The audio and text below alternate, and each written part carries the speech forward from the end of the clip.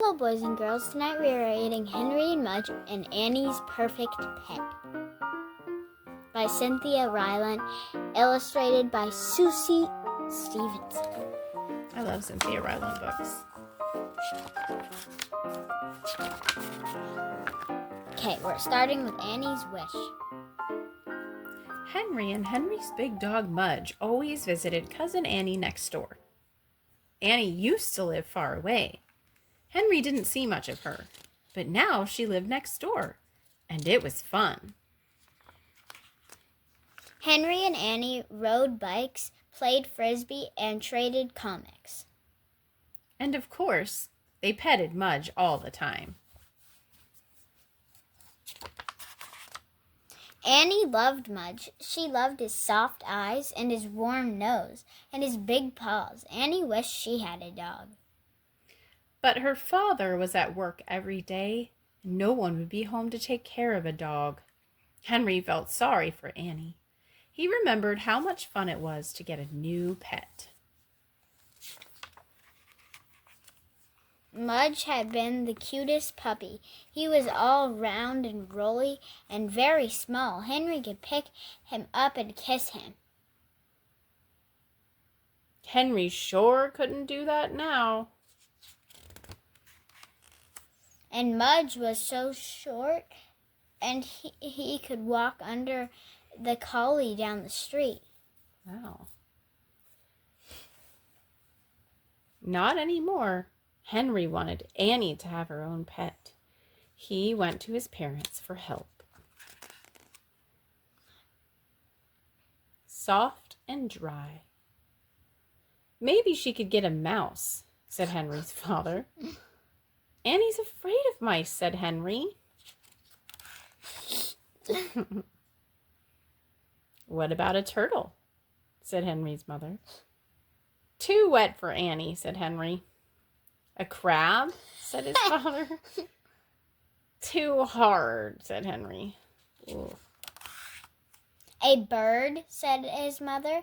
Henry shook his head. It might fly into Annie's teacups, he said.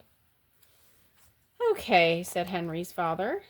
Annie needs a pet that isn't scary, isn't wet, isn't hard, doesn't fly, and tap dances. Tap dances, Henry giggled. I just threw that one in, said Henry's dad.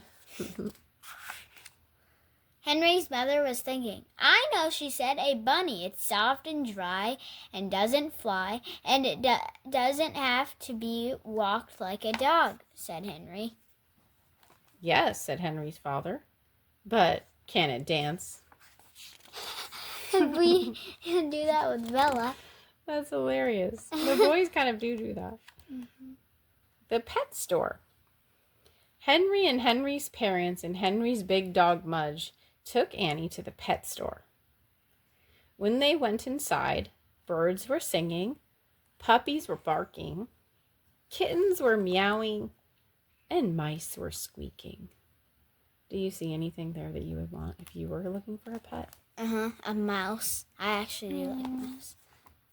So cute. Mm-hmm. I don't know if they have pet stores that are... I like that dog. Yeah. There's puppies, too. Mm-hmm. And kittens.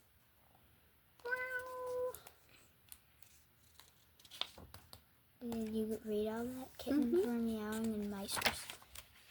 But the bunnies in the corner were being quiet and careful, just like Annie. Perfect, said Henry's mother. That's probably going to be Snowball. Annie picked up a white baby bunny. She had soft eyes, just like Mudge. She had a warm nose, just like Mudge. And she had something Mudge didn't. A little cottontail. Oh. She's so cute, Annie said with a smile. Mudge put his warm nose up to the bunny's warm nose. The bunny sniffed, sniffed, sniffed.